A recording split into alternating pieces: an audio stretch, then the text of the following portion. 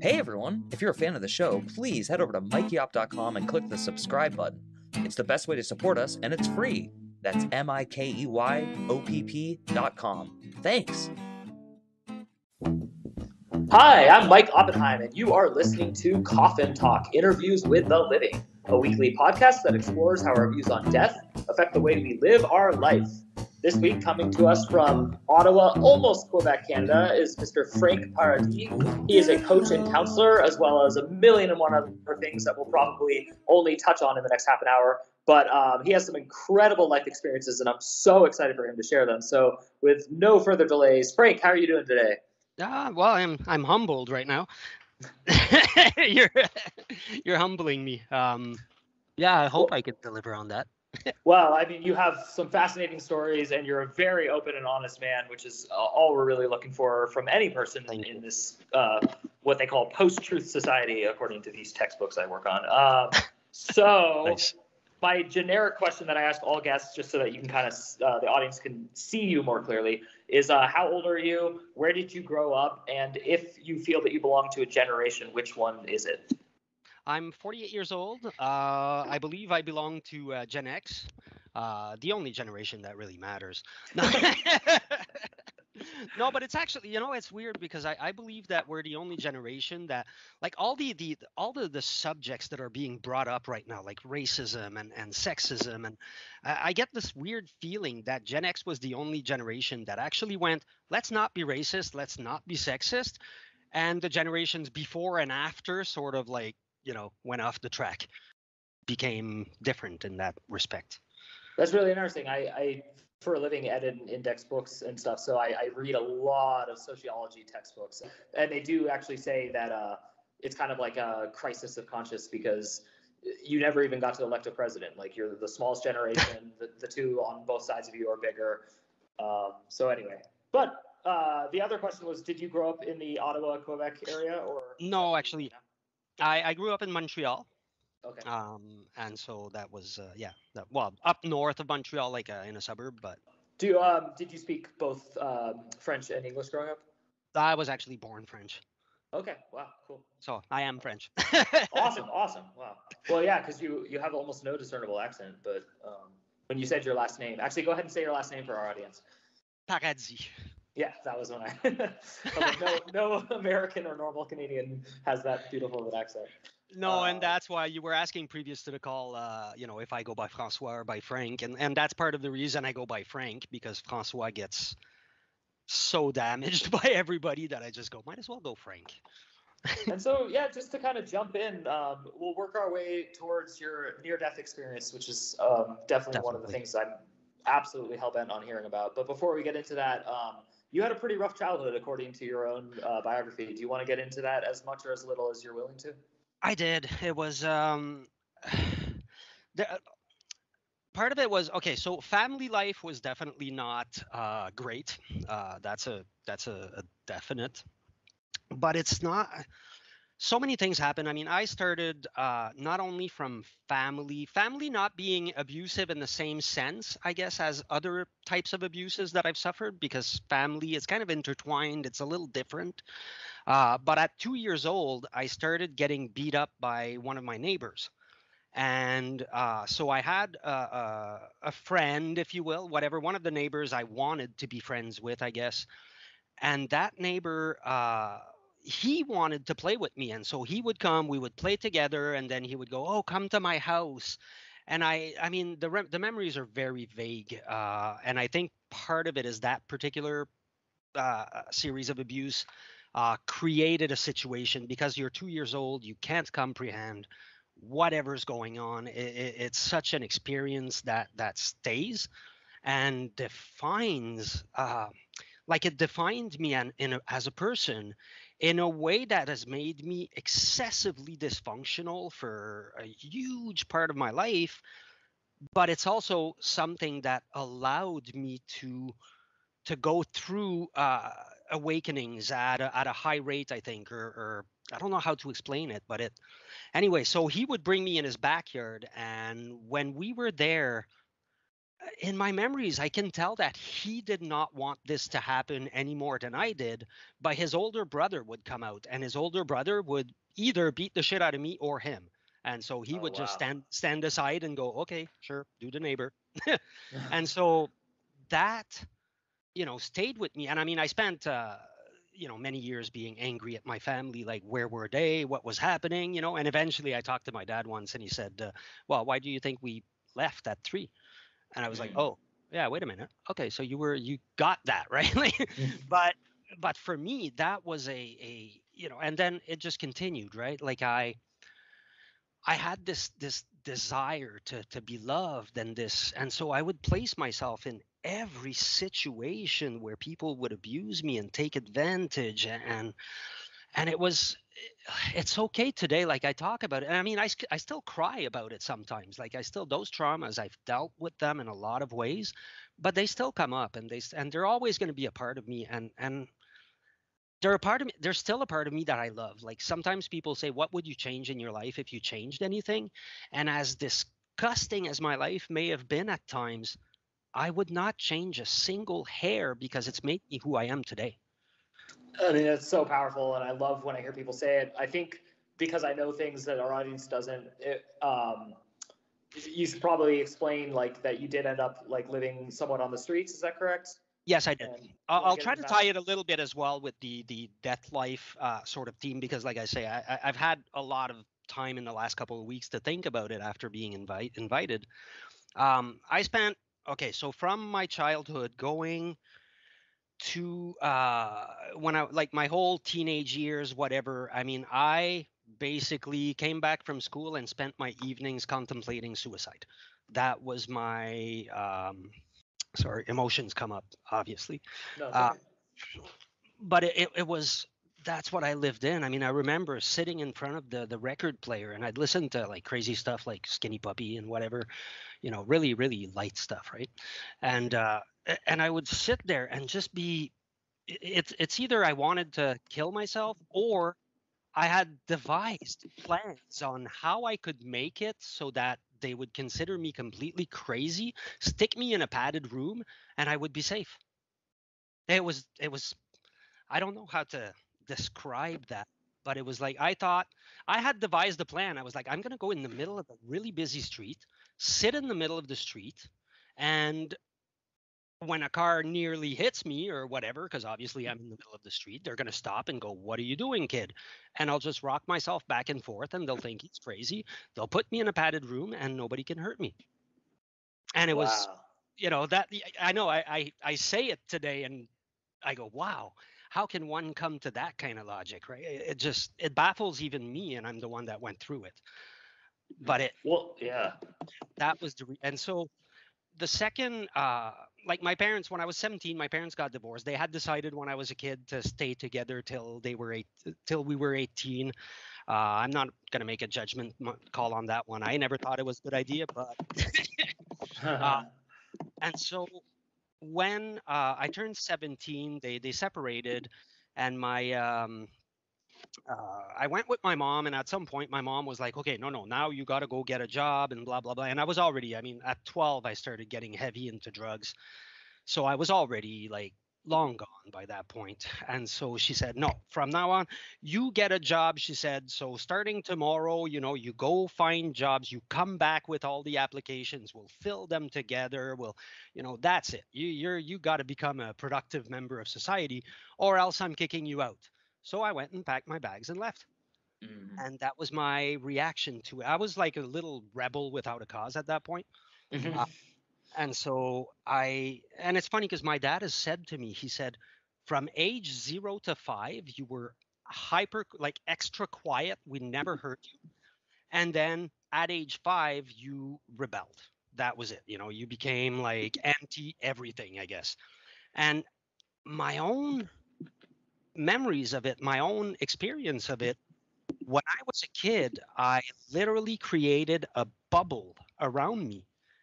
And I believe I do.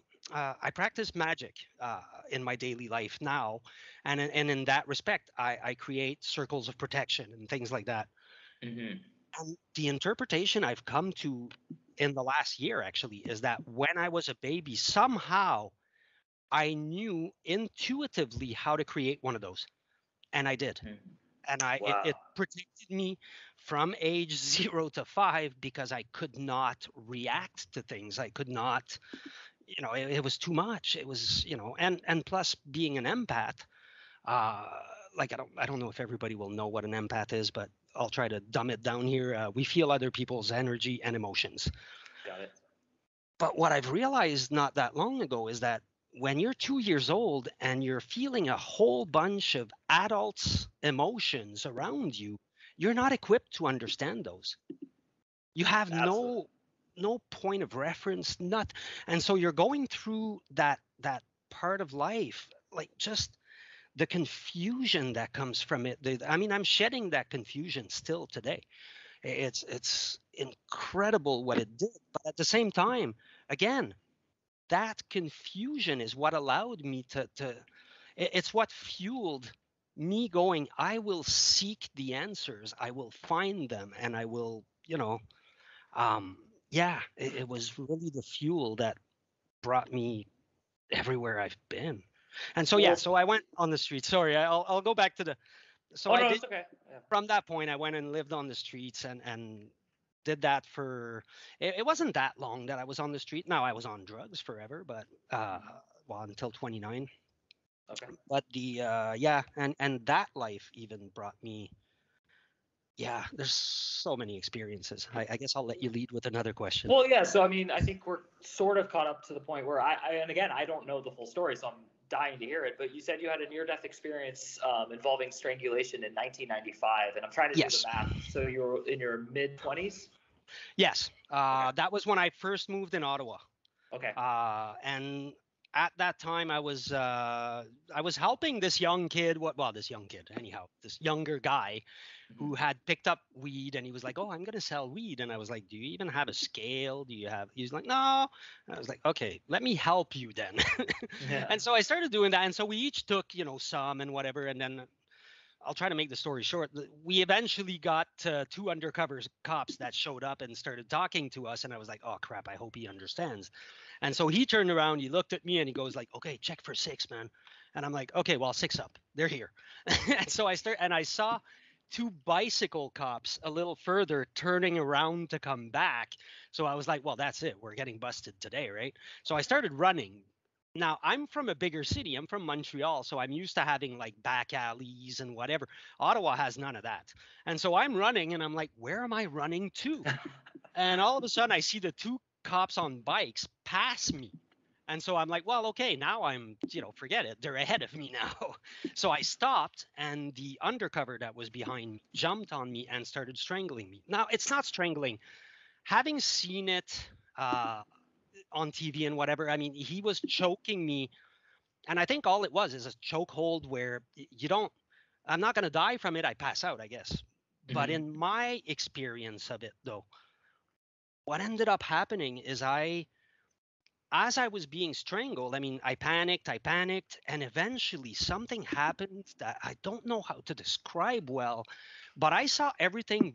I saw like everything just, it was just a big blue background, almost the color of the sky, but not exactly. And at that moment, something in me, like my emotions, my mind, my body, everything said, okay, today we die. And I accepted it. Wow. And I cannot describe this. I think the policeman let me go because he probably felt my body let go. Because my body completely, I have never in my entire life felt that level of relaxation. Everything went just relax. And it just went, okay, today I die. All right, we're there. So like a total acceptance, just Yes. in that moment. The impact it had, I mean, just, and another thing happened for me to see death as a not as a bad thing. But when my mom died, she died when I was young. I was 19. And I went and saw her the day that she died. She was in the hospital. She was sick, right? It was something we all expected. And when I went and saw her that day, she was the happiest. My mom was a very depressed person, and she was the happiest I had ever seen my mom. And she had asked one of the ladies beside her in one of the other beds to give her a haircut, and just there was a general well-being in her. And when I left, sorry, Mhm. and when I left her room that day, I remember thinking, I was like, I should stay. And then I went, no, I got to go to work, whatever, I got to go back. And so I left, and they called me 4 hours later. Wow. But what stayed with me is how peaceful she seemed. I think she somehow knew, right? The experience of death was already there for her, I think. And it really, you know, eh, yeah, I don't think death is a bad thing whatsoever. I mean, at this point, I mean, my whole definition is so different now because I see everywhere I look, all I see ever is source energy. That's all I see. It's God. It's whatever you want to call it, source. I don't even give it a name because I don't think it can have a name. But that's what I see everywhere now. So to me, death, life, birth, it's all just a whole bunch of waves that are all happening, and they're not even happening one after the other either, right? Because time doesn't exist it's a concept we've created to help us, but it Very deep. doesn't exist. Let's pull that thread a little bit more carefully for our audience and for myself, to be honest. What I want to slow down on is this thing of the energy of it all, because the question that I ask every guest on the show is, what do you think happens to you when you die? And so you're giving a great answer for what death is and how you perceive it. But I am curious at this point in the interview to know what you think will happen to Frank Paradis. Like, what happens to that human, that person? Is it a soul? What, you tell me. Yes, I believe it's a soul. It's a soul, and it's a. But even looking at it as a soul creates separation, right? Mhm. Because if you're a soul and I'm a soul, then we're separate. But those souls are they're bits. They're like a. It's like if we took source, like the original energy that was, and we broke it into a million pieces, but it remains all the same item, right? And so we're all a little bit of that. Now, source is the whole process is basically source, God, whatever, again, experiencing itself. It went in. I At some point I used to I think the best words I can use to describe what I think God or whatever is the ultimate potential energy. Like when you look at physics and science, where you can have potential energy and then kinetic energy, and then, well, God is basically all the potential energy of everything that could exist. And then creation was God going from potential energy to kinetic energy and starting to move. And Wow. as it moves, it returns to itself eventually, because eventually the energy transforms and moves around, but eventually goes back to being potential energy. And so it's this dance between moving and not moving that is constantly happening. So there's a lot of levels of perspective, and you're speaking from many of them, and I'm saying this in a positive way.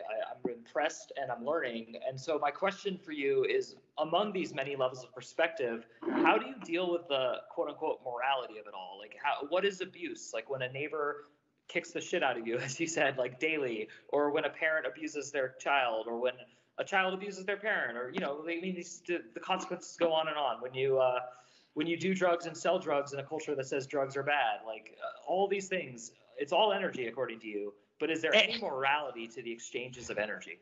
there isn't.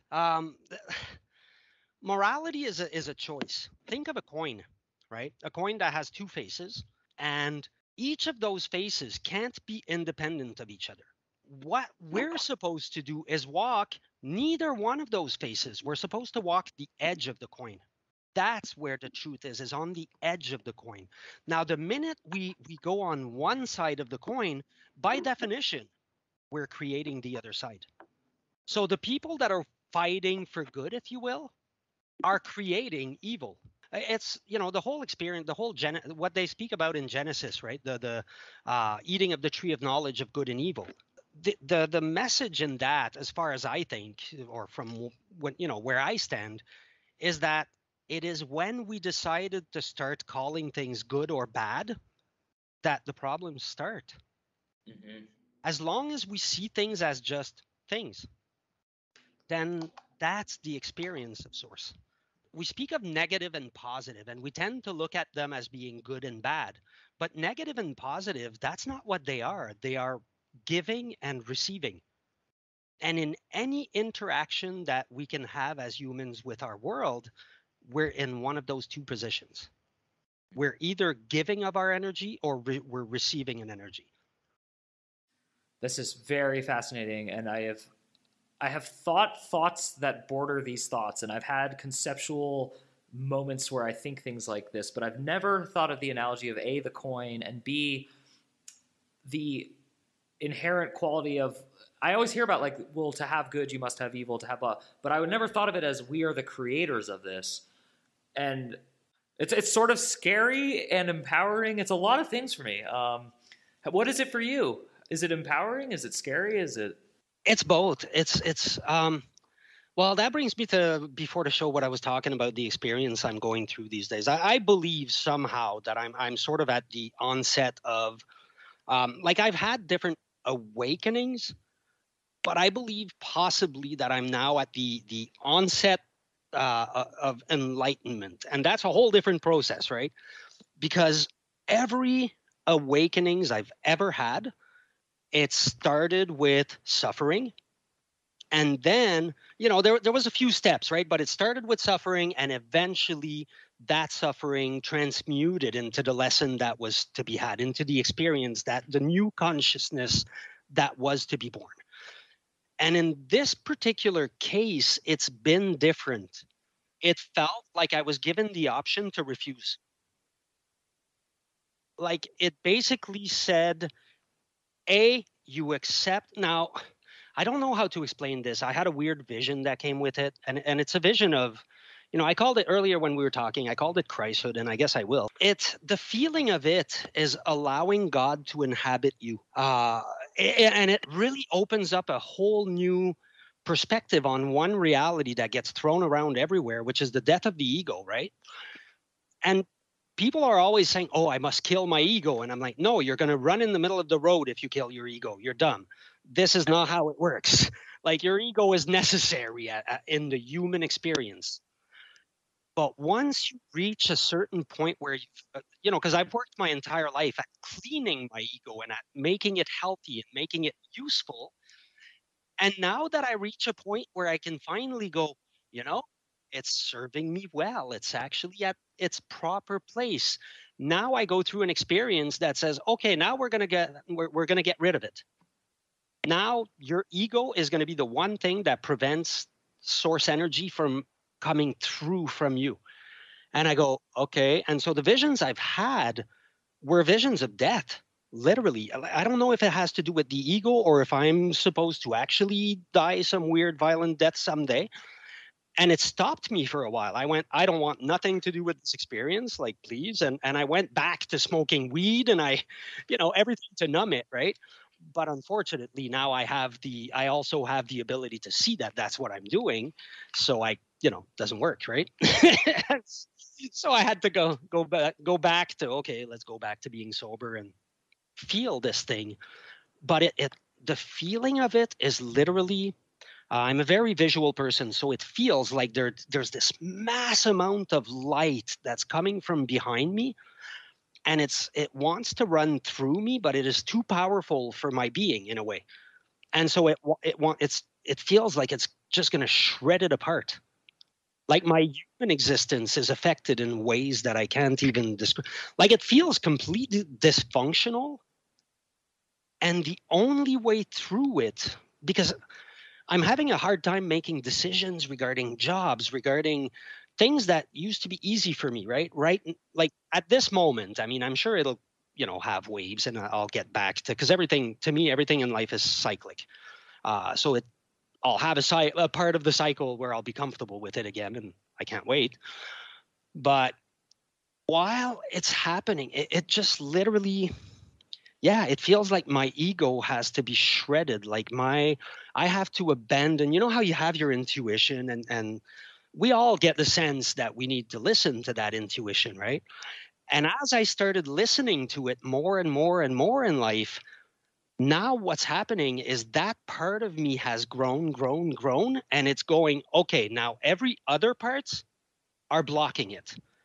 And your decisions should indeed be taken from your intuition, not from, because your intuition is God. It's source. It's, I hate when I use the word God, because again, it's the same thing. It has connotations for some people. But what's happening is it literally says, now you're just going to become a conduit. That's what you're going to be. Forget everything else. Like, don't even try to think about it. And I don't know how to explain it. Like, that's what I'm realizing these days, is that, like, to me, I always say the entire knowledge required for enlightenment you can find on Facebook memes. I more than agree with you. And I think my burning question to ask you, and we are running out of time, is you have children, and I do too. And the scariest thing to me about enlightenment has always been, what would happen to my parenting ability? Like, how am I supposed to, like, rear children when I just feel nothing but love and acceptance? I know that sounds silly, but I'm curious if you can speak to that. It sounds not silly whatsoever. Like, this was, when I went back to smoking, that was a big part of why. That was my, because I now have, at some point, like, I speak loudly on a, the same as I speak to you with my higher power. That's the relationship I have with it. And I complain about stuff, and I swear at it. I say, oh, you stupid thing, why would you do this? But it's okay, right? That's the relationship I have, and it's healthy. And that was one of my reasons for not wanting to accept. I didn't care. Like I say, the vision I had, right, is a death. It's at some point, and I don't know if it has to do with everything that's going on in the world right now, because I mean, we could have another half hour about what I think about that. But it's, that was one of the toughest part. I was like, okay, so if that happens, what happens to my kids, right? But one of the lessons I'm learning in this is, as parents, right, we always want to protect our kids, right? But the truth is, like I said, I would not change a single thing of what happened to me in life, because that is what brought me here. And so why am I trying to change, the person I was listening, the interview I was listening that you have, actually, she was describing this, right? To allow your children to just be who they are and just let them grow into what they're going to become, and not put our own ways of looking. I mean, like she said, I fail at it miserably a lot of times. But so me trying to think of, well, how will this make my children suffer? If I try to prevent my children from suffering right now, I'm preventing them from getting their own awakenings. That is so profound. Wow. Thank you. That was such a great answer. We are out of time. I always give my guests one last chance to kind of have the floor and just say anything they want to say. And you are a coach and a counselor, and you have so much wisdom. So as succinctly as you can, would you please leave our audience with some sort of message? Well, you know what? Because we're talking about death and life, if one looks at everything else in life, not the big death and the big birth, let's say, but the process of life, and I'll use the example when I went to rehab. When I went to rehab, I had a death. I died as the person that I was before rehab. And I remember having an image of a Lego plate with a whole bunch of Legos just loose on it, because everything I had built previous had fallen. And that image conjured the emotion in me to go, okay, now I must rebuild. And when I look at it today in the respect of death and life, well, that's what it was. And we, in everything in our life, we constantly do this. And we always want to have the birth, right? We're always going like, oh, I want this thing to happen in my life. Well, if we want this, we need to think of a death. Something else in our life has to die. Well, Frank Paradis, that was profound. That was incredible. And last but certainly not least, you helped us put another nail in the coffin. As always, we are so thankful for you for taking your time to come on our podcast. I'm personally humbled by your experiences and your stories. Thank you again. And as always, for our audience, my name is Mike Oppenheim. You have been listening to Coffin Talk, and we will see you soon.